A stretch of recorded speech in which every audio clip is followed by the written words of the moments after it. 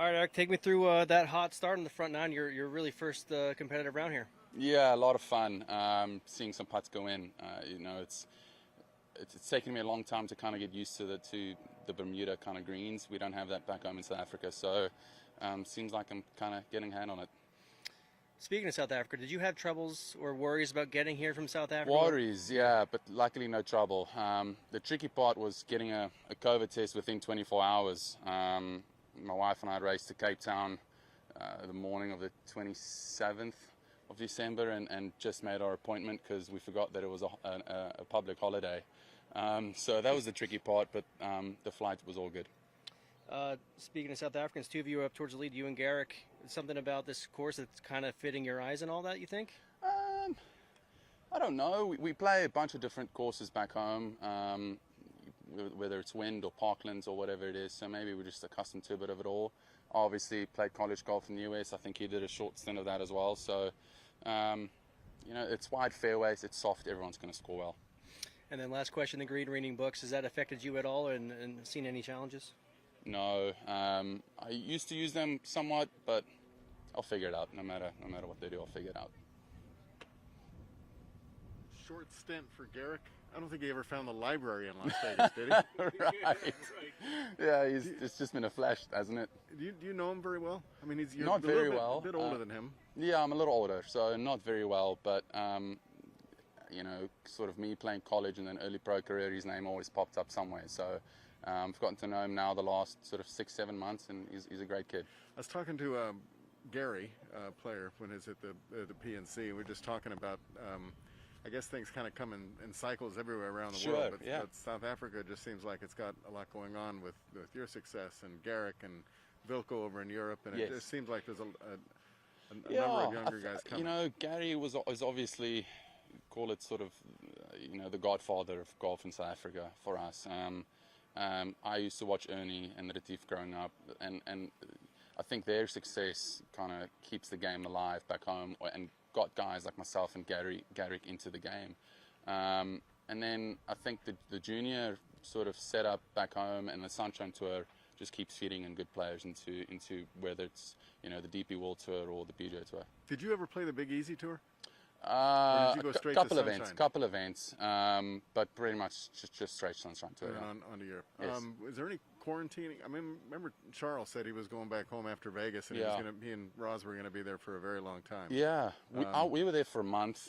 No quarantine. We were kind of nervous that they might lock the country down when Omicron kind of came out, but they never did.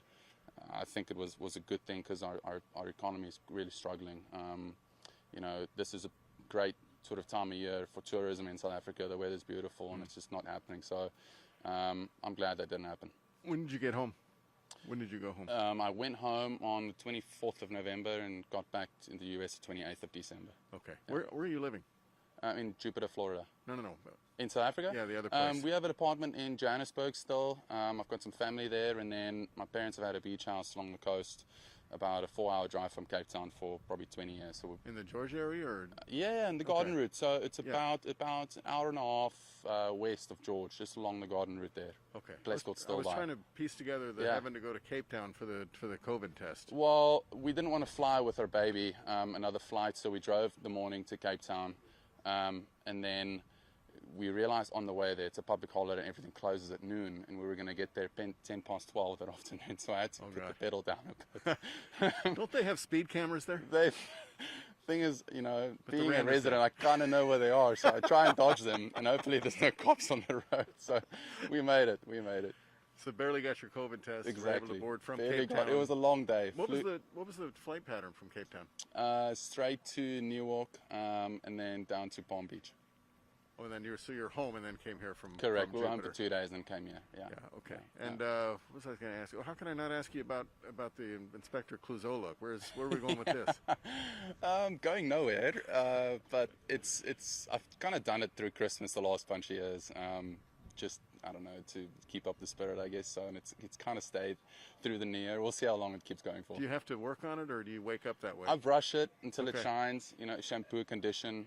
You got to treat it well. Otherwise it kind of bites back. So, yeah, I've got a little wax that I throw in the morning. And how long it stays, we don't know.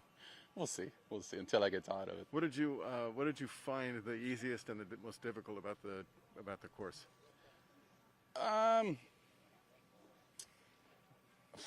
Honestly, I hit it really well today. I didn't find it all too difficult. I think the course needs a bit of breeze to really protect it. The fairways are quite wide and it's playing so soft. So if that doesn't happen, then your scores will be really low. Yeah.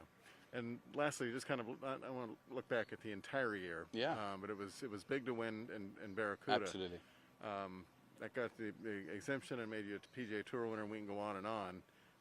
But I wanted to ask you, too, about your postseason performance to get into the Tour Championship, Sure. which sets up the Masters going Right. forward.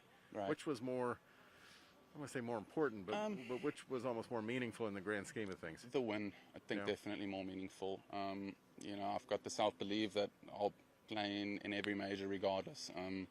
But I was at a point where I wasn't playing well. I was a bit down on the dumps. I was going to lose my card. That meant that going back to Europe and whatnot, which is fine. But I want to play here. So getting the win right after, giving birth to our baby daughter, that was definitely a pinnacle. Yeah. And Tour Champs sort of was the cherry on the cake, You're going into the playoffs with the attitude of, we had nothing 2 weeks ago, you might as well just cruise, and I did. I'm trying to think, was it a big week at Liberty National, or did you clinch Liberty, it at Caves yeah, Valley? Liberty I played well. I was in the final group there. I had one stuff up on a par 3, and then Right, BMW played well. I think I finished 5th in BMW as well, so 7th and 5th in those Low weeks. enough to move up. Yeah. Has your wife ever been to Hawaii? Well, we played Sony last year. Okay. But yeah, her dad actually grew up on that island.